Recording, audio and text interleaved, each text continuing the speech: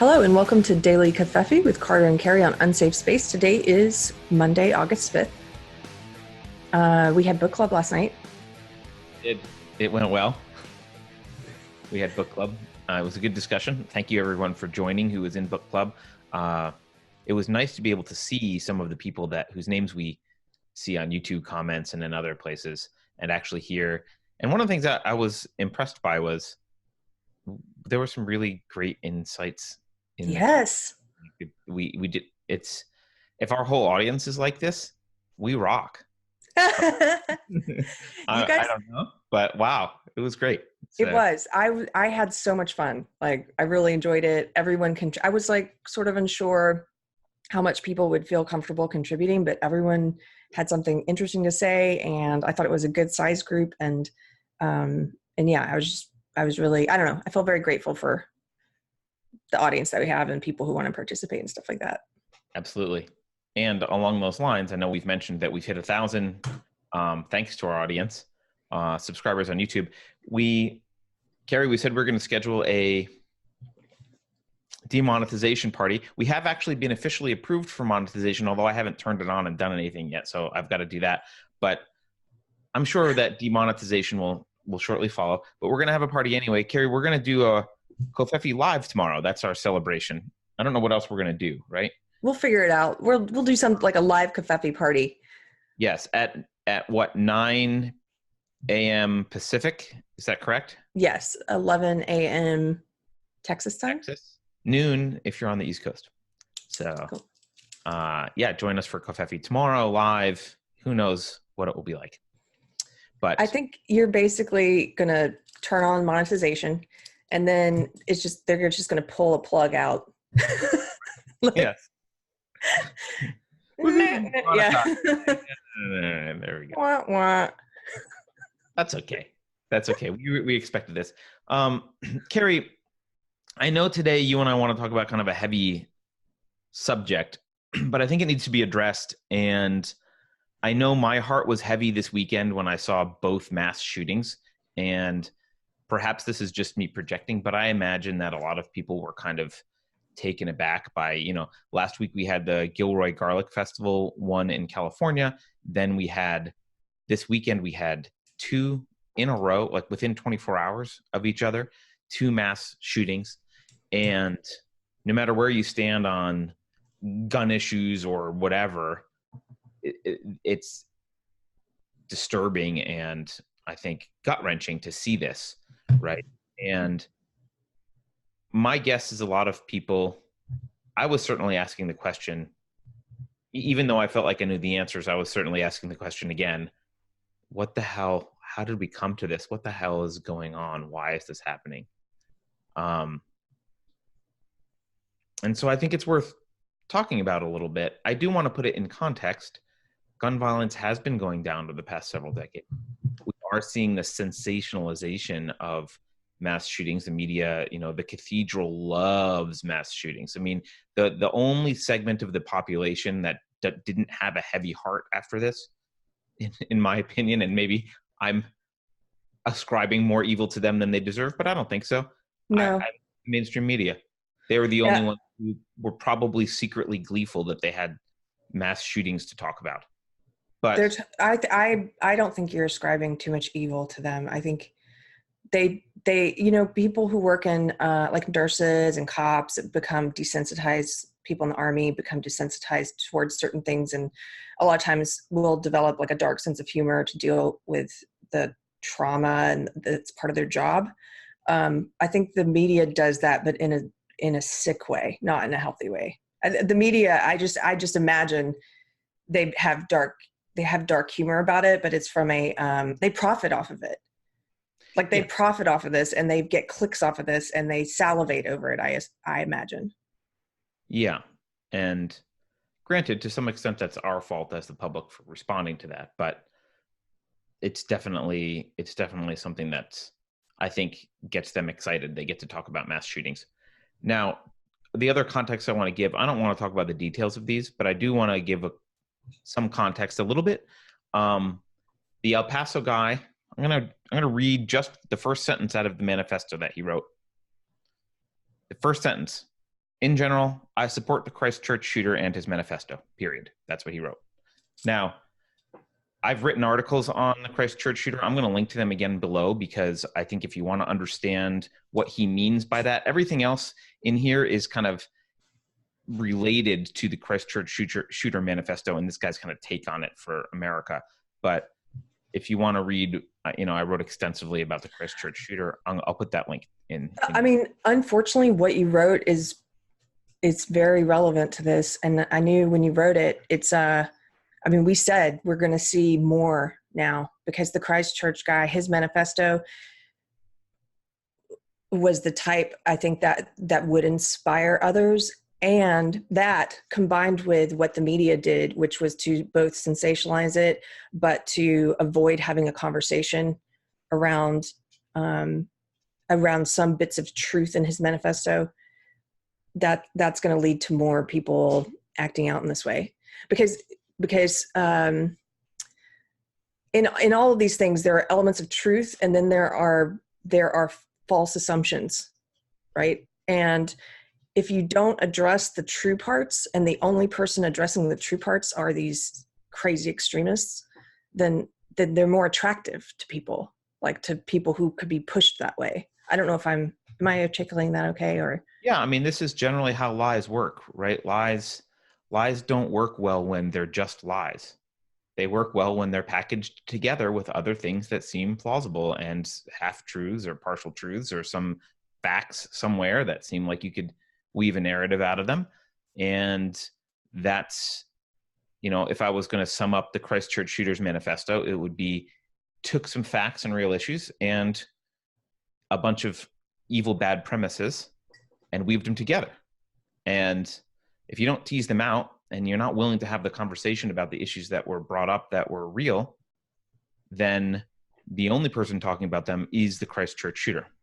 And this person obviously read the Christchurch shooter's manifesto, and the Christchurch shooter asked other people to be doing this. It was a call to arms. And one of the goals, just to remind people, one of the goals of the Christchurch shooter was to get guns banned. He thought that the gun owners in the US especially were wimps and they weren't standing up for their rights. And the only way to wake them up was to have more mass shootings and have the government clamp down on guns so that they would rise up. So they're trying to create a coalition where there isn't, right? Gun owners don't agree with this in general. They don't agree with this manifesto, but he's trying to kind of sweep them in to his quote movement or create a movement using gun owners. So that was the one shooter in El Paso. The shooter in Dayton, Ohio was a leftist. Full-on pronouns in the Twitter profile, hating Trump, full-on social justice warrior leftist. That was the Dayton, Ohio shooter. And I think the one other significant piece of information about the Dayton, Ohio shooter is that he killed his own sister as part of this rampage. He drove there with his sister and her boyfriend. I think the boyfriend was part of the car right there. I'm not sure. But the sister was with the boyfriend. He shot both of them. I think the boyfriend survived. He killed his sister and a whole bunch of other people. But this guy was radical left. So we saw within the span of 24 hours what you would call both sides, quote, of this escalating violence. And I mean, Keri, I think there's a bigger thing to discuss here. I don't know if you want me to just start pontificating or if you want to jump in and talk about what you think is going on. I'd like to hear some of your thoughts first. I mean, I have some. Yeah, it's more of the same that we've talked about before. I'd like to flesh it out, but yeah, tell me what you're thinking about it. Well, I mean, I'll be transparent with everyone. I went for a long walk in the woods this morning thinking about this stuff, just with a very what's going on. And, I've talked about the importance of philosophy in the past. And so it's not like I had no clue what's going on. It's just, I wanted to articulate it in my own mind a little bit more and really ask the question, not just what's going on, but what do we do about it? Or what do the rest of us do about it?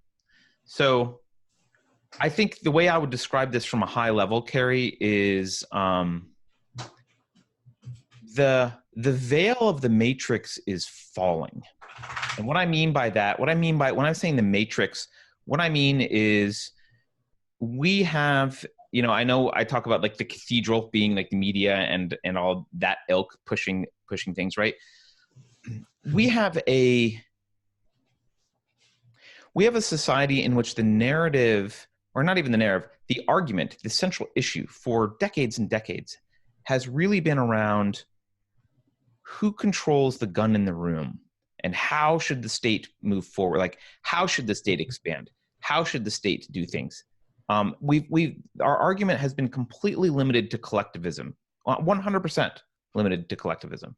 It hasn't been like, you could make an argument, and I do, and people make this argument that, look, the U.S. was founded upon this principle of individualism and self-autonomy and self-responsibility, and that's true. That was part of the philosophy underlying the U.S., but we abandoned that early, and even the things that we fixed that were broken about that, for example, there wasn't, blacks were not treated as individuals, women were not treated as individuals. There were errors there. But we didn't even really fix those errors. In some cases, we used the name of individualism to fix those errors. But in some cases, we used equality, which is not the same thing and is a lie. Equality, there is no such thing as equality, actually. There should be equality before the law, but that's not what we were talking about. And we fixed a lot of these things. Some of these things we really fixed in the name of collectivism, and the conversation became, what should the government do? I mean, Keri, how many times have you heard in your lifetime, what should the government do about blank? Yeah. That's so much so that I just instinctively, I instinctively thought that way. It was imprinted on me, I guess. Yeah. Until recently, until conversations with you. I mean, I remember having, what was the conversation we had where I'm like, but who would fix the roads and who would do, and you, it just never occurred to me. Like, it's the government's job to do these things, right? And I think there's a lot of stuff here we can unpack as we talk about this, but without getting all into the details, we have constructed a society in which, first of all, we are told by the cathedral, by the matrix, that what the matrix tells us is there's the left and the right. And this is the totality of the argument. Should the government expand in this way and do these things, or should it expand in this way and do these things? What should the government do, and how should the government do it? And that conversation is all around who holds the gun of the government and how does it get pointed? And that's what we're told the whole conversation is. And that conversation is a distraction. It's the wrong conversation. The conversation should be, what should the government be doing in the first place? But the reason that the quote cathedral or the matrix wants us to have that conversation is the people in charge, they just want power. They don't really care what the answer to that question is. They just want to rule. They just want power. And you see it in the social justice warriors in a very naked way, where they talk very explicitly just about power, right? As you've brought up a lot. They worship power. Yeah. But I think what's happening is, because this veil is slipping and people are seeing this as a farce, right? As you see this as a farce, something happens. If you're the type of person who have conflated, so a lot of people have conflated legality with morality, right? They've substituted moral judgment and objective moral codes and standards for the will of the majority or democracy, right? They've worshipped democracy, and they've worshipped, or they've worshipped the they kind of feel like, well, maybe what the democracy wants in any given moment isn't correct, but eventually a lot of people on the left do this. Even the people on the right worship democracy, right? When you had, Bush running around starting wars in the Middle East, it was all in the name of democracy. It wasn't the name of individual rights. It's the name of democracy.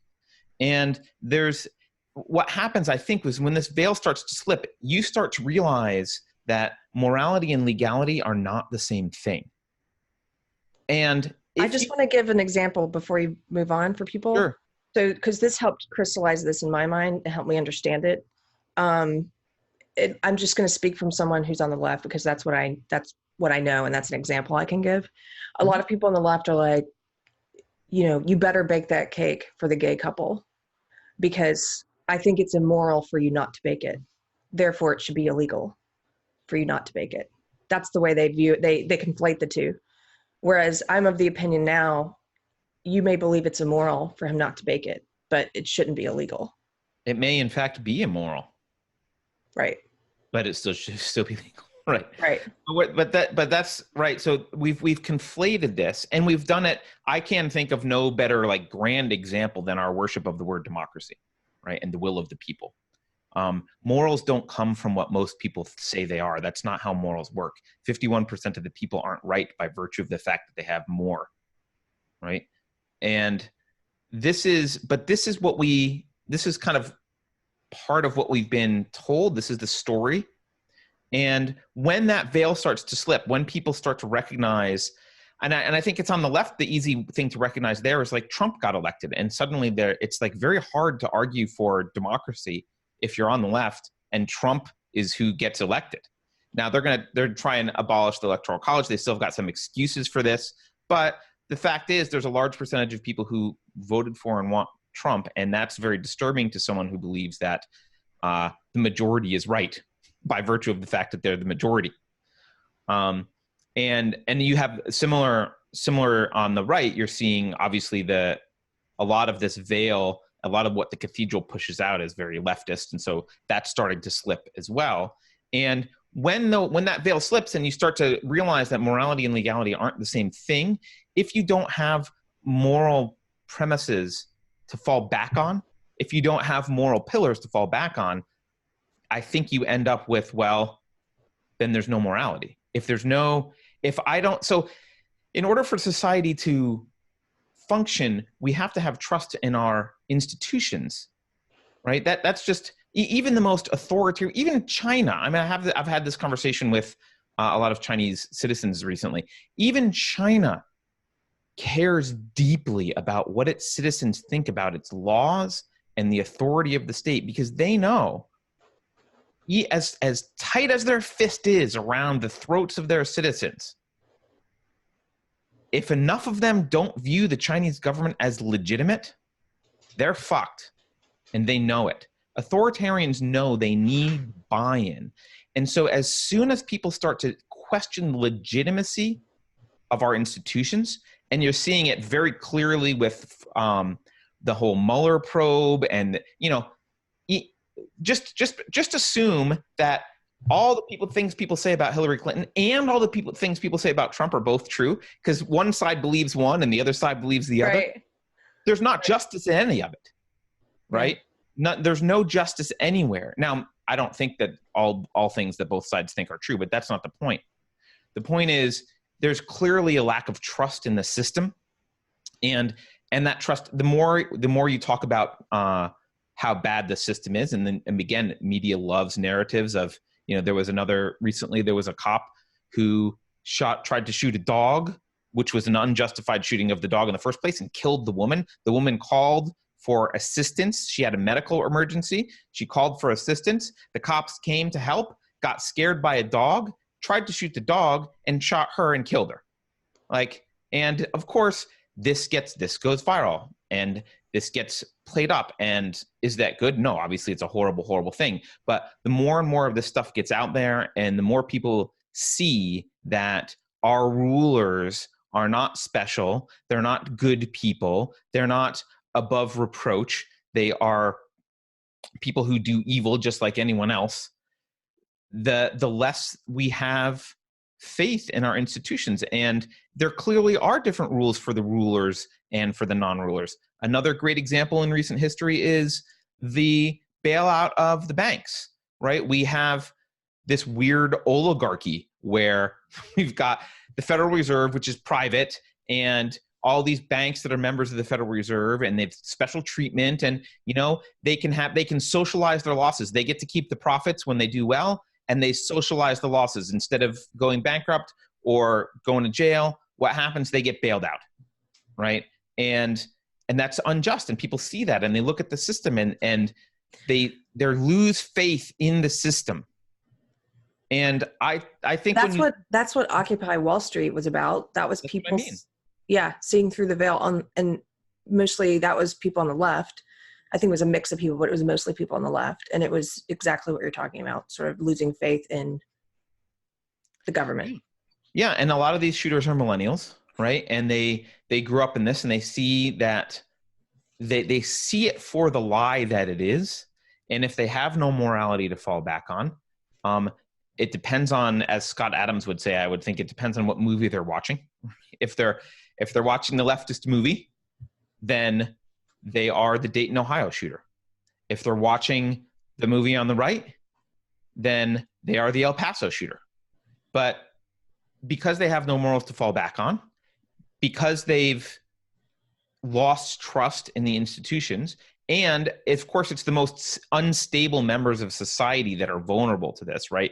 There's always the most unstable members of society, and so they're the ones who are first going to fall prey to the idea that it's okay to go shoot people, right? And they're going to be the first aggressors. And so the unstable elements of both quote sides are going to be the ones out doing this. And it doesn't mean that mainstream people on the right and mainstream people on the left want this.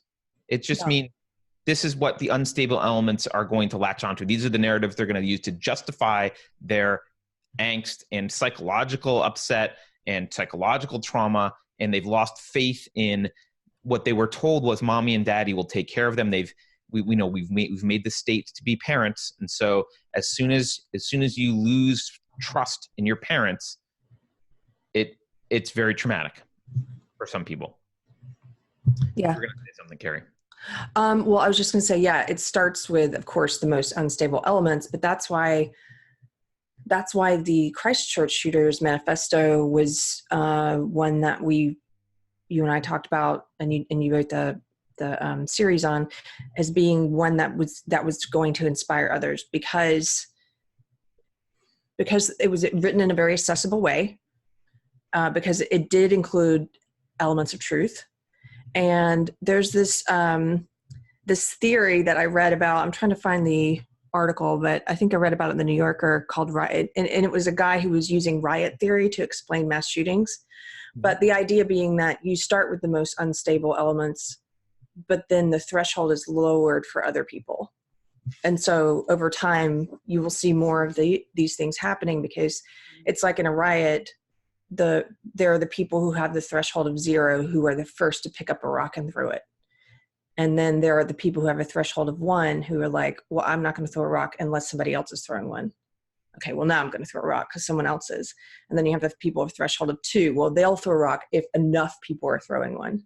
And then and I thought that was an interesting way of thinking about how more people get inspired is the word they use, but inspired to do this, because now the threshold is maybe, they wouldn't have done it if there hadn't been another example, but the most unstable element goes first, and then you get people with a little bit higher threshold, et cetera. And I don't think it matters which side's throwing the rock. So no, it doesn't. Keri, the Dayton guy was paying attention to the El Paso shooting. There's evidence that we know he was paying attention to what was going on in El Paso. So it may very well have been he was like, well, if that side's going to shoot, I guess it's time for me to start shooting. And so let's move. So I think we know, we can dig into the issues behind all this. I know a lot of people want to say it's mental health, it's the destruction of the family. Other people want to say it's guns. Obviously mental health and obviously a lot of those things are, and drugging our kids, a lot of those things are true. I don't want to take away from them. The fact is, we can unravel this pretty far back if we want to.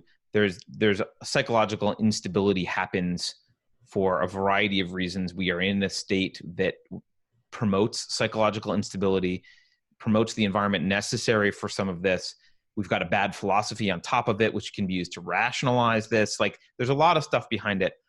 But the question that really was in my mind, Keri, was well, what can we do about it? Like what now? Like, okay, yeah, we know all of this, but we can't go back in time and tell people to stop teaching collectivism in schools 100 years ago. And hey, this welfare state where we, encourage single parenthood and discourage stable families, and we drug kids whenever there's problems, like, hey, let's go rewind all that. We can't do all of that stuff. And I think, Keri, the important thing for me to remember, I'll just speak for myself. The important thing for me to remember, and I would encourage other people to remember this, a lot of us see the matrix, the veil of the matrix slipping. A lot of us see this. It's not just these people. A lot of us see that this is a farce. We call it a clown world a lot of times. We know that this is a farce, and we see the veil slipping. Those aren't the only two sides. When you see the veil slipping, it doesn't mean you have to jump into one side of the camp or the other. I think what's inevitable, and this is the depressing part, this is going to get worse. So no matter how 2020 goes, for example, either side, if they lose, will think that the election is either legally or at very least morally illegitimate. The 2020 elections have already lost their legitimacy. It doesn't matter whether Trump wins or not. It will be viewed as illegitimate by a large percentage of the population. Either way, possibly legally illegitimate, definitely morally illegitimate. And this is because, we know that big tech is manipulating the election. So if Trump loses, the right will, assume that that's what happened. If Trump wins, the left will assume that Russia or just a bunch of racists or whatever. And so it's illegitimate that way. This is going to get worse. And my concern for the rest of us is not getting caught in the crossfire, because we don't need to fight the battle between the left. These are both authoritarians, right? The radical left and the radical right are both authoritarians. They're arguing over whether we should have Stalin or Hitler. Like, we don't need to be part of that discussion. They're going to shoot each other. We need to not be in the crossfire, but we need to separate ourselves and protect ourselves. And I think, maybe you're going to disagree with me, Keri, but I think we need to mourn the loss of America in the sense that a lot of us think about it. The idea of America doesn't have to be dead, but America as the idea that it was in 50 states, it's time to grieve that, because that is going to be over. I don't know when, but it's over. And they're going to fight over the remnants of this. And that idea can live on. And it can live on in the rest of us who want individualism, who want autonomy and responsibility at the individual level, who don't want to be ruled by Stalin or Hitler. But we're not going to get all 50 states. We're not going to, and I don't know where, I'm not saying we all need to move to Colorado or something. I don't know, I don't know, but it's not going to survive. And I think we have to grieve that. Yeah. Well, they are arguing over, because it's on my mind. We did book club last night, Brave New World. Like you said, they're arguing over Stalin or Hitler. They're arguing over Brave New World or 1984. Like, which dystopian, authoritarian world do you want to live in? And it's funny that you were using that phrase, the rest of us, because after the 2016 election, I started to see things differently. That's when I guess I would say the veil started to slip for me, because it didn't. I stopped seeing the world. I stopped seeing this right or left thing as important. It's not important to me. I mean, it's important to me when I talk about it with people for whom it's important. If I'm talking to a person who believes in that, then it's necessary for me to speak in those terms. But in general, it's not important to me. It doesn't tell me anything about you if you're on the right or the left. I started to view it as people who are working for war and people who are working for peace. That's the best I could articulate it at the time. And then since you and I started talking, doing the podcast and stuff, I think we discussed this once, and you were saying people who are statists, right, versus people who are not. But I kind of felt like this has been coming for a while. It's just more clear now that it is going to keep getting worse. But I think the rest of us, I bought the website, The Rest of Us. That's what I was thinking. I was like, yeah. Cause I was like, but the rest of us, there's more of us. Yeah. And I think we have to start seeing ourselves as that. Like there's more of us. And for all of the rest of us, we're liberals, we're conservatives, we're libertarians, none of that stuff matters. We're atheists, we're Christians, we're Muslims. It doesn't matter. We are not those two authoritarian options. And the rest of us are a large, silent majority. And that's what I think. I hope. I don't know if we're a majority, but we are a large number. It doesn't matter if we're a majority, actually. We're a large number. We're a large self-sustainable number.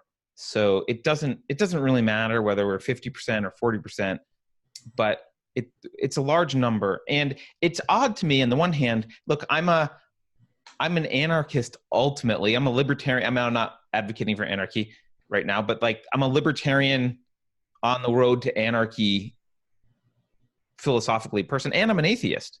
And it's weird for me to be lumped in the same camp with like, oh, here are some like moderate Democrat Christians. Right. You're in the camp with me, a liberal evangelical. Right. But the thing that we are sharing is we don't want to argue over who's pointing the gun at whom. And I think, frankly, I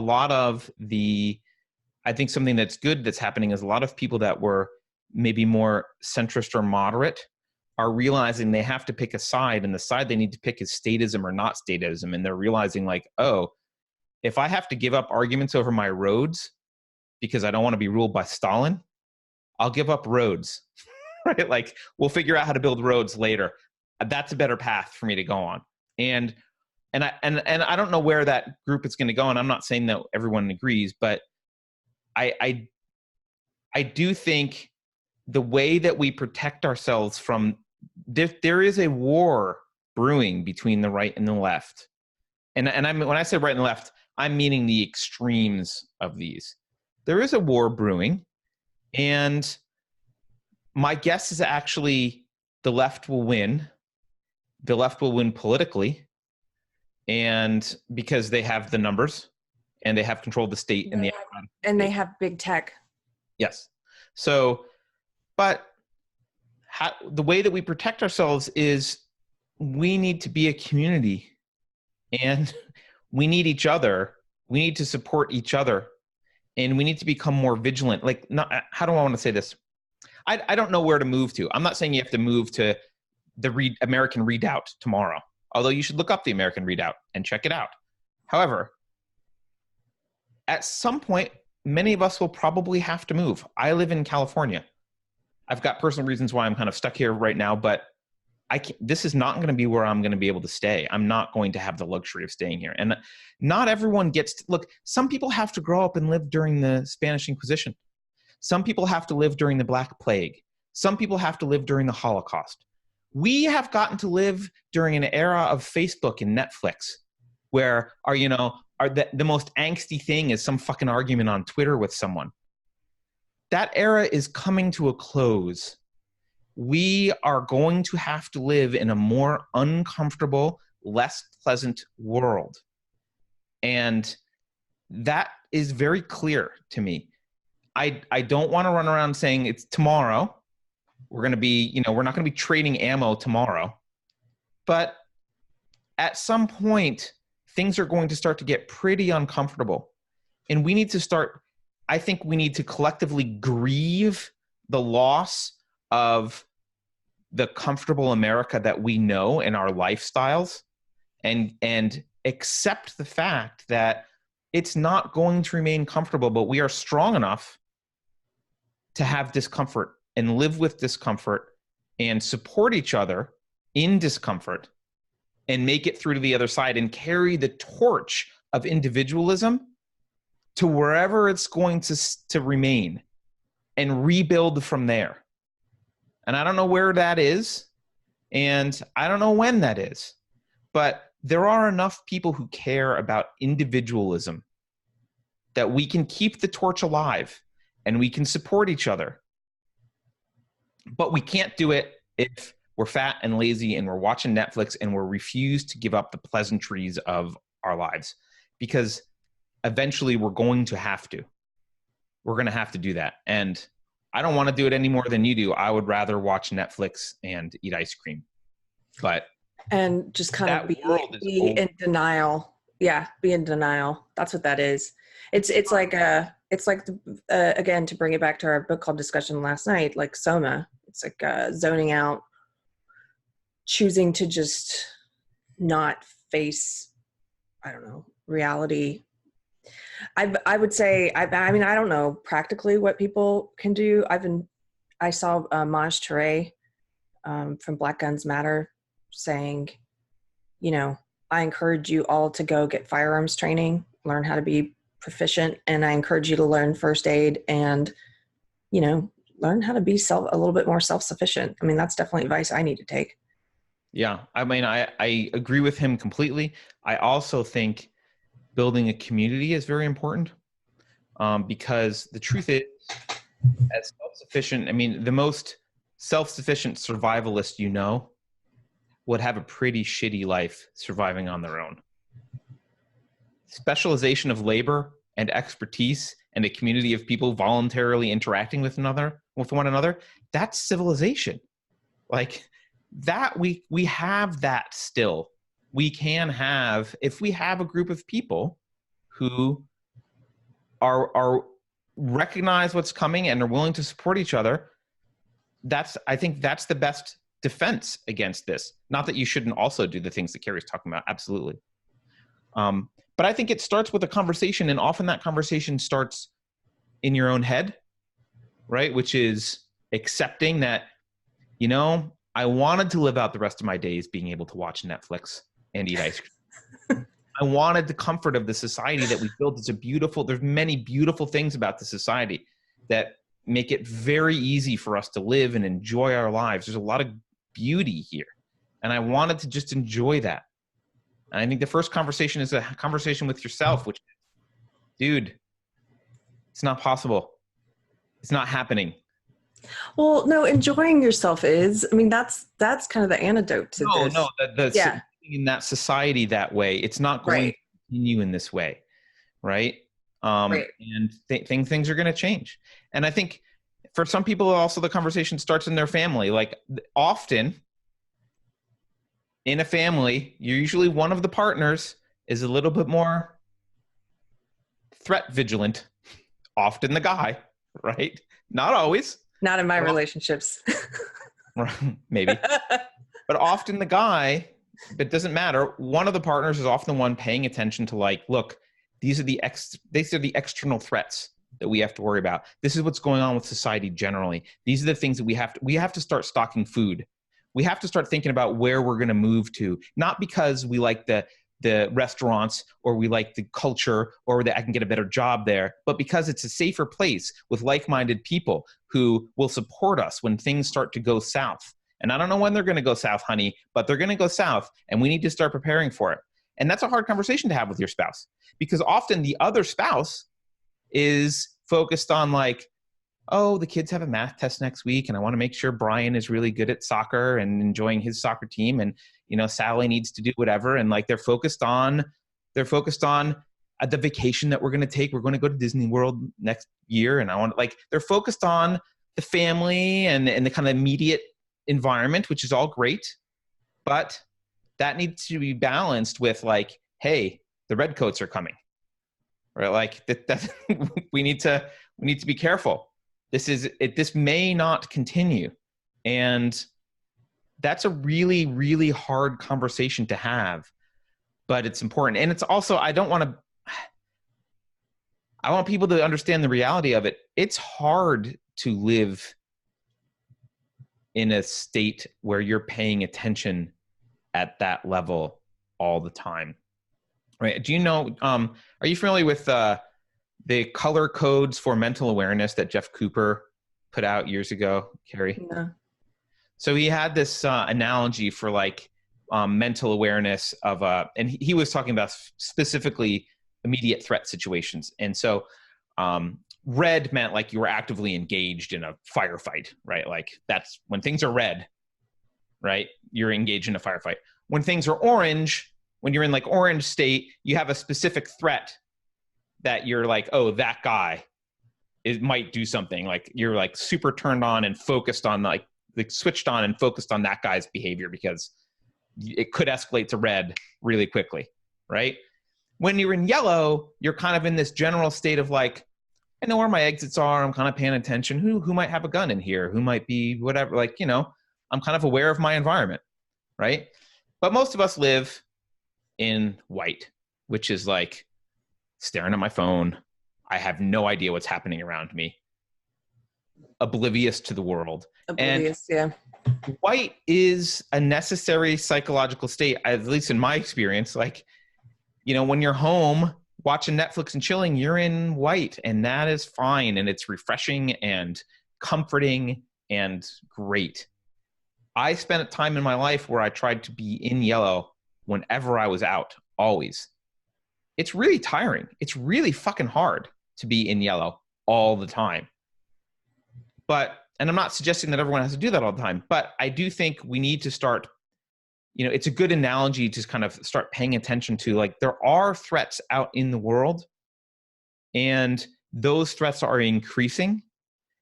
There is I'll call it a civil war, but I don't think it's a traditional civil war. There is a breakdown of society that will be happening, and it is going to accelerate. We're going to see more of this stuff. And by the way, see more of this stuff too. I think anybody just tuning into this might be like, what does this have to do with these shootings at all? Like, we've gone so far afield, but not really. I mean, I think it's the response to these shootings too, which is what's telling me things are going to get worse. I've only briefly looked at what politicians and the media are saying, but what they're saying is insane.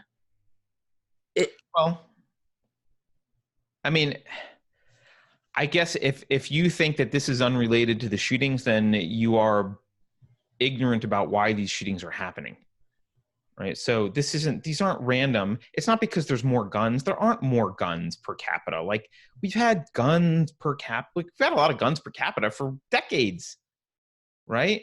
And you can blame proximate causes like drugging kids and broken families, and all that's true, but there's a why behind all that, and it's all related. And we are seeing a collapse. We're seeing the beginnings of a collapse. And there's not an ideological war per se. Like, I don't think ideologues in Antifa are saying, like, let's go assassinate someone. And I don't think ideologues on the right are saying, let's go assassinate someone for their political beliefs. But you are seeing the lower rungs, you are seeing the more unstable individuals with nothing to fall back on realize they're watching the veil slip on the Matrix. They're realizing that there's no there, and they've got nothing but nihilism beneath. So that's how it's manifest. I mean, it's odd that this person on the right and the person on the left, they did the exact same thing, right?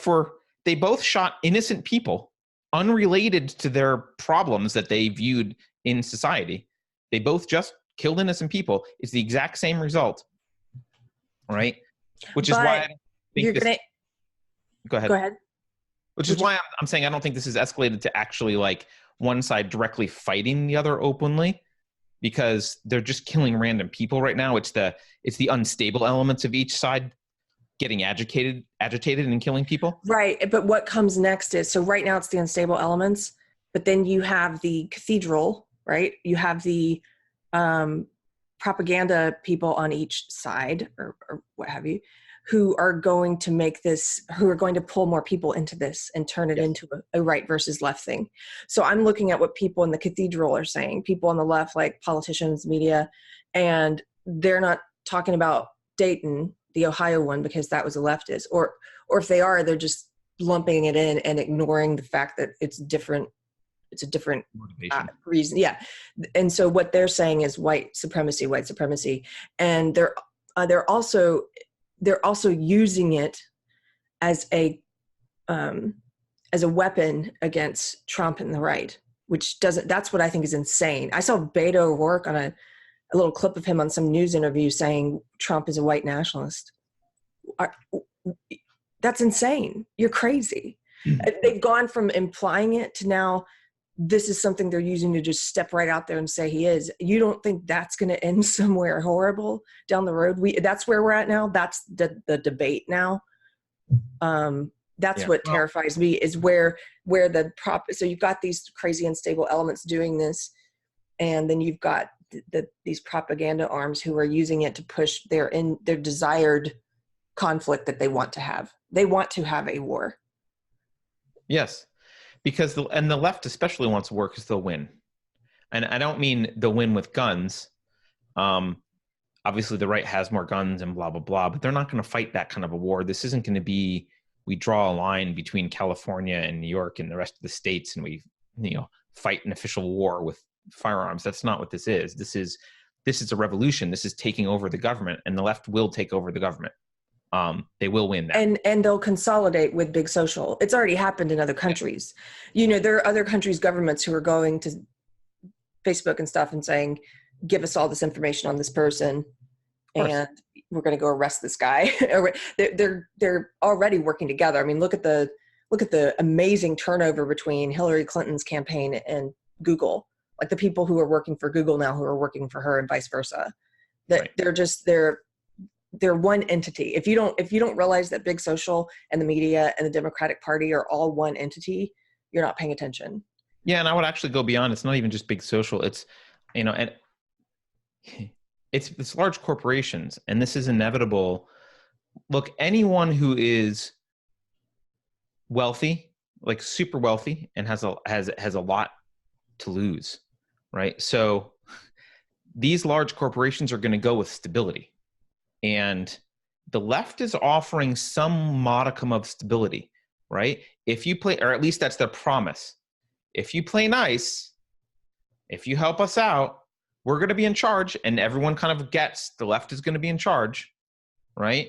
Which is why the Trump victory was an anomaly and freaked people out, because everyone kind of assumed Hillary was going to be in charge. They wouldn't have to worry about all this other crap. It would all get swept under the rug, right? This is why the deep state freaked out. But eventually, the left will be in charge, and if you play nice, then we'll kind of let you keep your money. Keep your Netflix. No, if you play nice, you can zone out and go back to your Netflix.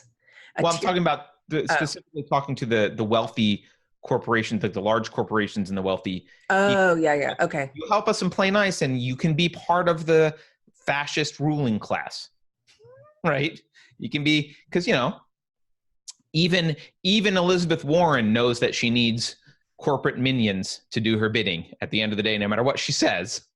Even she knows she needs the big companies at the end of the day, as long as they're beholden to her, right? And so there's no scenario in which minimal government people take over the U.S. as it exists today.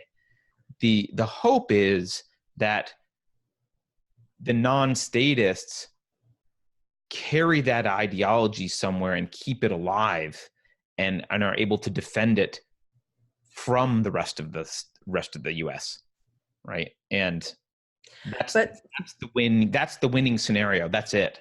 But my fear is that the authoritarians on the left, because they are such a huge majority now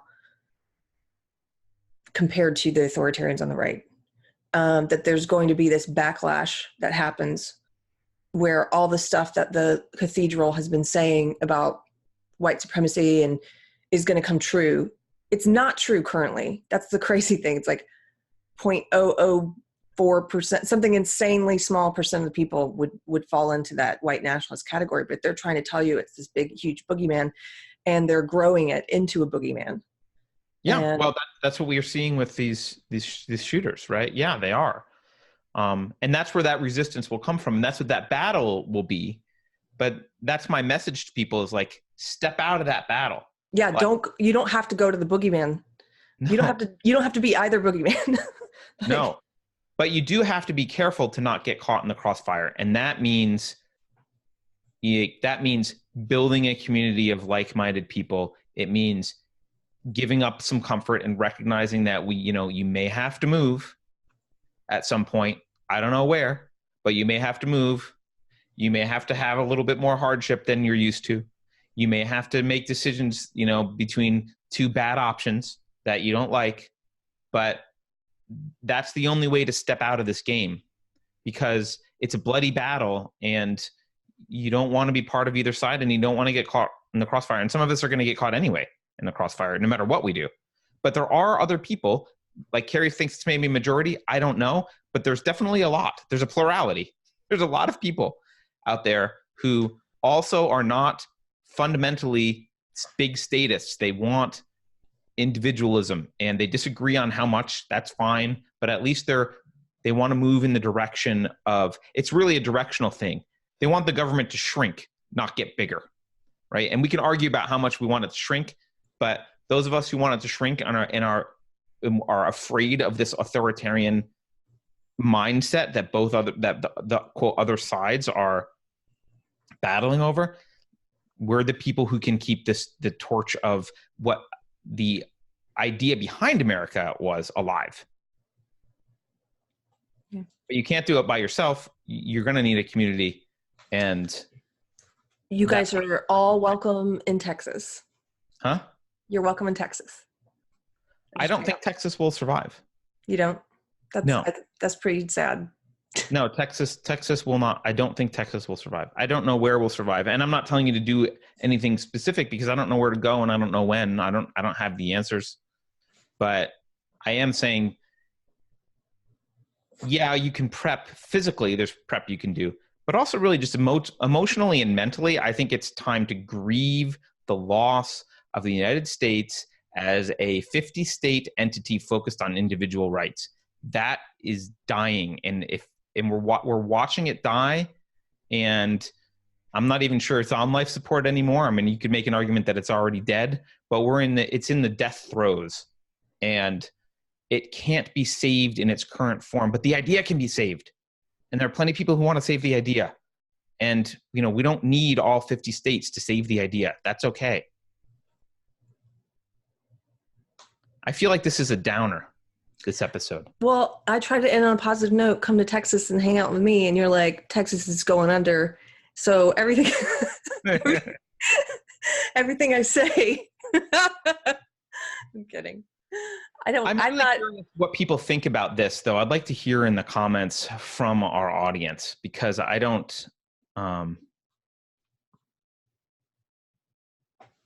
think that I'm being hyperbolic, and I don't think that I'm being paranoid. I don't think that you're being hyperbolic, but I do think you're a little more pessimistic than I am sometimes. And also, I mean, I believe in prayer. Like I believe in, I'm comforted at the end of the day anyway, because because of my faith and we don't share that in common. So to talk about it would be to presume that you believe that and you don't. So I think in some ways that makes me more of an optimist. Just don't let it, I mean, that's fine. Just don't let it be stupid optimism, because there's not stupid. examples of, no, I just mean like, no. don't let it prohibit you from acting, right? Because there's plenty of examples of Christians on both sides of conflicts and one side lost. So. Oh, absolutely. And no, I don't know what you mean by that. Well, I just mean that I'm not going to presume to speak for what your faith means to you, but what I'm meaning is, well, I don't think it means you can't just assume everything's going to work out because you could pray for it. Like that might not be. No, but you have prayer. You have to do prayer and works, and faith requires more than just being like, it's not like I'm just sit here and be a lazy ass and like God take care of everything. And by the way, when I do that, then God's like, you're being a lazy ass. I'm going to pull this rug. Okay, that's fine then. I'm just saying, work, keep working. That's all. Yes. I mean, I'm sure other people know what I'm talking about, whether they believe in God or not. It's like, if you're just sitting around doing nothing and you know what needs to happen and you're not doing it, and then God or the universe, however you like to think of it, is like, haha, I'm going to rip this rug out from under you. And now you have to do something. Yeah. So, Can I, one final thing I want to mention, because I just thought of it. The Matrix, the cathedral, the clown world, they hate this conversation that we're having. They don't want us to pull out. They want us to choose sides between the two radical extremes to fight over our authoritarian rulers. they want us to be right or left. Yes. They don't want us to pull out. They don't like the one opinion that's unallowable is smaller government, like more individualism. Like that's the one you can't talk about. The thing you could never answer when someone says, what should the government do about blank? The thing you were never allowed to say was nothing. Like, right. So that tells you what's unacceptable. And they're going to try and paint us just like they've painted Alex Jones as crazier than he actually is. He might be a little crazy, I don't know. But they're going to try to paint us all as paranoid freaks. And they're going to use analogies like during the Cold War, there were plenty of survivalist people who built bomb shelters, right? They were like, oh, gotta have a bomb shelter. It might be a nuclear blast. And we make fun of them in society now. We have movies where like we mock these people who built bomb shelters. Ha, ha, ha, that's so funny. What idiots. They were smart. The truth is, they were probably doing the right thing. We came actually extremely close to nuclear war several times. And the only reason we're mocking them is because it turns out they were prepared for something that didn't actually happen. But it was possible. And not only possible, it was very likely. I mean, there was an example. One of the times we didn't go to nuclear war was because a Russian commander disobeyed orders. That's it. He disobeyed orders. Like there were several times I heard an expert in nuclear relations lecture on this, and he was around during the Cold War and studied all these examples. Like there are plenty of examples where we almost did go to full-scale nuclear war. And we can look back on those people now that built the bomb shelters and be like, ha ha, you idiot. You're just paranoid. You prepared for something. You and your cans of food and guns in the shelter. You were stupid. They weren't stupid. They were prepared. And yes, it turns out, thankfully, they didn't need to be. But that doesn't mean you don't need to prepare. That's the wrong lesson to take away from this, is to wave your hand and be like, everything's fine. Everything is very likely not fine. And I think the chance of this is probably even higher than the chance of nuclear war was during the Cold War. And we barely escaped that. Barely.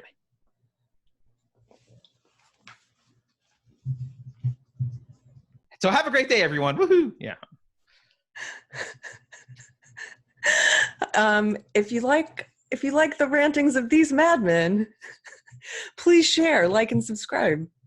No, really, I know what you're saying. People are going to call, like, anybody who has this conversation is crazy. I even said in some, I don't want to get into arguments about this stuff online right now. I don't have the stamina for it. But yesterday I did comment on one person's post who was talking about, and so in their point of view, this is all about addiction to guns. Our culture's addicted to guns. And I was like, oh, okay, no.